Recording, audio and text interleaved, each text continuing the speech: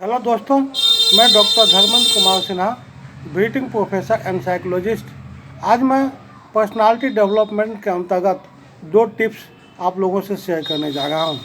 पहला, focus on in look then outlook. मित्रों, सुगत नहीं सीगत संवारे। बनने ठहरने के लिए तो सभी आईना देखते हैं, लेकिन व्यक्तित्व को संवारने के लिए कोई नहीं देखता। हालांकि आईने की खूबी है कि वह चेहरों से यथावत परिचय कराता है, जो जैसा है वैसा ही दिखा देता है। विख्यात कॉमेडियन चार्ली चैपलिन ने कहा है, आईना मेरा परम मित्र है, क्योंकि जब मैं रोता हूँ तब वो हंसता नहीं है, लेकिन रोना ही क्यों। हमेशा मुस्कान भरी शख्सियत बनाइए, क्योंकि किसी को फर्क नहीं पड़ता कि आप कैसा महसूस करते हैं। शख्सियत यानी इंग्लिश में पर्सनालिटी, यह लैटिन शब्द पर्सोना से बना है, जिसका शाब्दिक अर्थ है मुखौटा। इंसान एक मुखौटा ही तो है। ब्रिटेन के महान दार्शनिक फ्रांसिस बेकन ने आगाह किया है कि बुरा व्यक्ति उस समय और बुरा हो जाता है जब वो अच्छा होने का ढोंग करता है। वास्तव में मुखौटा या सुगत कभी खूबसूरत या बदसूरत नहीं होती, पर सीरत या स्वभाव होते हैं। इसको तवज्जो देने के बजाय ज़्यादातर लोग अपने शरीर को सुडौल बनाने में जुटे रहते हैं। याद रखें, सुंदरता का संबंध आपके नए नक्श से कभी नहीं है। आपके व्यवहार संस्कार से जो झलकता है, उससे वह तय होता है। सचमुच सुंदरता और क्रूरता इंसान के भीतर से निकल कर बाहर तक फैलती है, न कि उनकी रूप रंग से।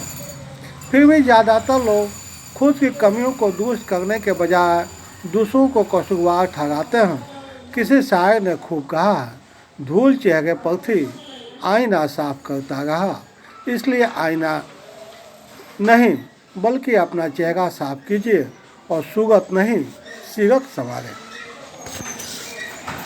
मित्रों, मैंने दूसरा थॉट सुप्रसिद्ध दार्शनिक जय कृष्णमूर्ति से लिया है कि जीवन में कैसे लाएं सहज सुव्यवस्था।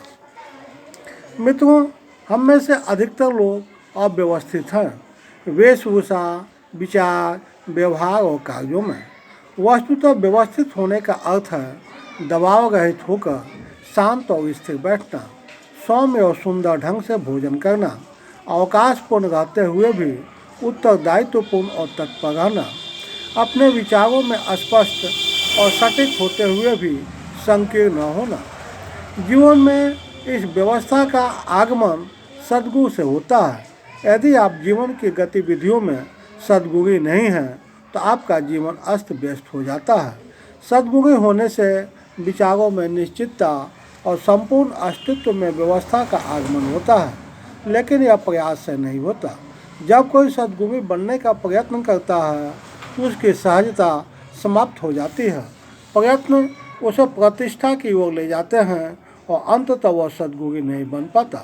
फूल में कितनी सुकोमलता, खुशबू और सौंदर्य होता है। यदि इस सुव्यवस्था को कोई साधने का प्रयत्न करता है, तो उससे भले ही उसका जीवन निश्चितता का बन जाए, पर उसमें वह माधुर्य नहीं आ पाएगा जो फूल में होता है। अतः हमें बिना प्रयत्नों के निश्चित और सुस्पष्ट होना चाहिए। यदि मैं सुव्यवस्थित होने का प्रयत्न करूं, प्रत्येक वस्तु को उसके स्थान पर रखने का ख्याल रखूं, हमेशा खुद को देखता रहूं कि मेरे पैर कहाँ पड़ रहे हैं, तब मैं अपने और दूसरों के लिए बोझ बन जाऊंगा। ऐसा व्यक्ति भले ही सहज और विचारशील हो, लेकिन उसने जीवन में आनंद को खो दिया है। मेरा विचार है कि हम सुव्यवस्था को इसलिए प्राप्त नहीं कर पाते क्योंकि हम अपने दिल और दिमाग को संपूर्णता से प्रयोग नहीं करते। मैं एक बार लगभग 10 मिनट तक 2 सुंदर गिलहरियों को एक वृक्ष पर खेलते हुए देखता रहा, केवल सृजनात्मक आनंद के लिए। यदि जीवन में यह अनुराग नहीं है, तो हम जीवन का आनंद नहीं प्राप्त कर सकते। यह वस्तुओं को गहराई से महसूस करने का अनुराग है। यह भावना ही जीवन में नई व्यवस्था का निर्माण करती है। संवेदनशीलता ही आपके जीवन में सुव्यवस्था और सद्गुणों को जन्म देती है। मित्रों, कैसे मेरे लगे विचार? यदि अच्छे लगे हों तो इसे अपने जीवन में इस्तेमाल करें, क्योंकि कोई भी अच्छा से अच्छा विचार तब तक आपके लिए लाभदायक नहीं हो सकता जब तक आप इसे व्यवहारिक रूप से अपने जीवन में नहीं उतारते हैं। साथ ही इससे आपके जीवन में क्या रूपांतर हुआ, निश्चित रूप से मेरे यूट्यूब के कमेंट बॉक्स में आप अपना ओपिनियन सेंड करेंगे। मित्रों, आपने मेरे चैनल को अभी तक सब्सक्राइब नहीं किया है तो मेरे चैनल को सब्सक्राइब कर लीजिए, ताकि इस तरह के वीडियो लगातार आप लोगों को मिलता रहे। साथ ही मेरा वीडियो यदि अच्छे लगे हों तो इसे ज़्यादा से ज़्यादा लाइक और सब्सक्राइब कीजिए, ताकि ज़्यादा से ज़्यादा लोग इससे लाभान्वित हो सकें। अंत में आप मेरे वीडियो को देखें, समय दिए, इसके लिए मेरे थैंक यू।